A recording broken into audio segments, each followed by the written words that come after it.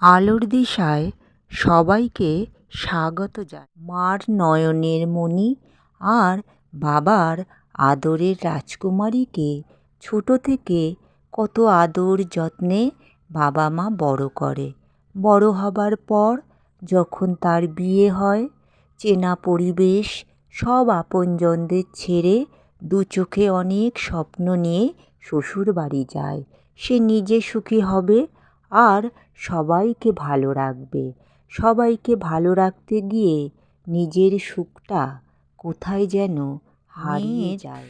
বিয়ের পর যখন বাবা মা মেয়েকে নিজেদের কাছে দুদিন আনার জন্যে জামাই আর তার বাবা মার অনুমতি নেয়, তারা অনুমতি দিলে তবে মেয়েকে বাবা মা নিয়ে যেতে পারবে।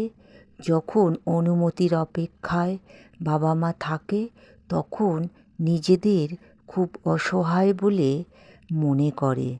মেয়ে যখন শ্বশুরবাড়ি থেকে বাবা মার কাছে আসে, মেয়েকে দেখে বাবা মা ভীষণ খুশি হয়।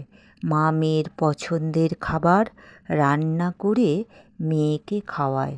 তারপর মা মেয়েকে বলে, তুই সুখী হয়েছিস তো?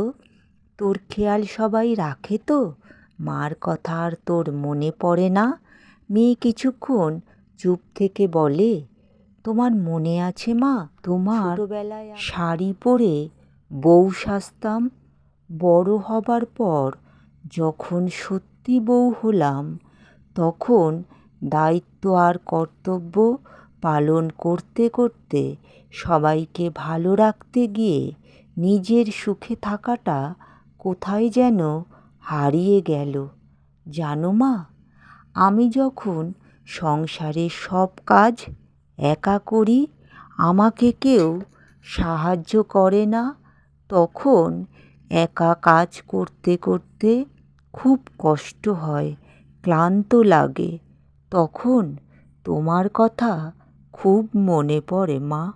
জানো মা, এখন আমি দুবেলা রান্না করি আর গরম খাবার সবাইকে দেবার পর আমি যখন খেতে বসি তখন খাবারটা ঠান্ডা হয়ে যায়। সেই ঠান্ডা খাবারটা খেতে খেতে তোমার কথা খুব মনে পড়ে যায় মা।